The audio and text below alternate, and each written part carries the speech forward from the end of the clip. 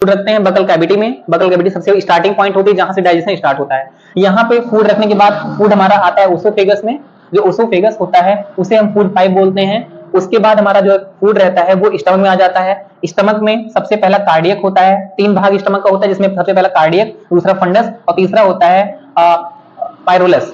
जो कार्डियक होता है उसमें HCl का फॉर्मेशन होता है। HCl के फॉर्मेशन से जो फूड होता है वो एसिडिक हो जाता है। उसके बाद फंडस, फंडस में ही हमारा खाना जो रहता है वो रुकता है कम से कम 4 घंटे के लिए। इसी को हम लोग स्टमक बॉडी बोलते हैं। उसके बाद हमारा है पायरोलस। पायरोलस में ही हमारा जो गैस्ट्रिक ग्लैंड होती है, ये सब जिसका गैस्ट्रिक ग्लैंड है, आपकी गैस्ट्रिक ग्लैंड जो होती है वो जो होती है उस पे क्या होता है, गैस्ट्रिक ग्लैंड जो होती है गैस्ट्रिक जूस बनाती है। गैस्ट्रिक जूस बनाती है। और ये जो पायरोलस है इसमें रेनिन होता है। रेनिन जो होता है वो मिल्क से कर्ड बना देता है। और इसमें पेप्सिन होता है। पेप्सिन जो होता है वो प्रोटीन से पेप्टोन बना देता है। उसके बाद हम बात कर लें कि जो फूड हमारा आ रहा है वो एसिड फॉर्म में हो चुका है।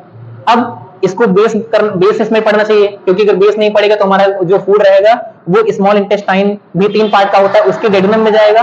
और डेडुनम हमारा बहुत सॉफ्ट होता है, उसे दिक्कत हो जाएगी, मतलब वो जल सकता है अगर फूड ऐसे डायरेक्टली आ गया तो एसिडिक फॉर्म में। तो यहाँ पे जो लिवर होता है उसमें से क्या बनता है, गाल बनता है। गाल ब्लैडर में जाकर स्टोर हो जाता है। स्टोर होने के बाद में यहाँ से सिक्रेट करता रहता है जब जरूरत पड़ती है तब। ये गाल ब्लैडर ना होने से इंसान की मृत्यु नहीं हो जाएगी, बस खाली डाइजेशन थोड़ी दिक्कत हो सकती है। इसका ऑपरेशन करके हम गाल ब्लैडर को हटा देंगे और यहाँ पे इसको डायरेक्टली कनेक्ट कर देंगे। ऐसा होता क्यों है, इसमें दिक्कत क्यों होती है, इसमें पथरी हो जाती है जब हम लोग टमाटर ज्यादा खाते हैं। टमाटर ज्यादा खाने से इसमें कैल्शियम ऑक्सलेट की मात्रा ज्यादा हो जाती है, इसकी वजह से ये इसमें पथरी हो जाती है। पथरी होने के बाद इसको हम लोग निकलवा देते हैं, डायरेक्टली हमारा कनेक्शन हो जाता है इससे।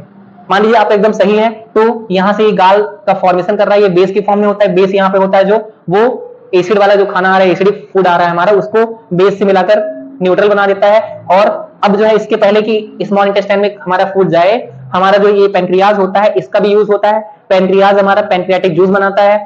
पेंक्रियाज में एक होता है लाइपोज, एक होता है एमाइलोज, एक होता है ट्रिप्सिन। जो लाइपोज होता है वो फैट को डाइजेस्ट करता है, एमाइलोज स्टार्च को डाइजेस्ट करता है, ट्रिप्सिन पेप्टोन जो हमारा बना हुआ है, पेप्टोन बना हुआ है, उस पेप्टोन को पेप्टाइड में चेंज कर देता है ना। वहां पे पेप्सिन था बनाया था और यहाँ पे पेप्टोन जो हमारा है वो यहाँ पेप्टाइड में चेंज हो गया है ट्रिप्सिन की वजह से। ठीक, यहां तक आप समझ गए होंगे। अब हमारा जो फूड है वो सही हो चुका है, डेडुनम में आ गया। ये दो लोग से मंगवाने के लिए ये मैसेज भेजता है डेडुनम, जो मैसेज भेजता है सेक्रेटिन। डेडुनम ही सेक्रेटिन भेजता है। सेक्रेटिन एक हार्मोन है जो पेंक्रियाटिक जूस आने के लिए मैसेज देती है, किसको, पेंक्रियास को।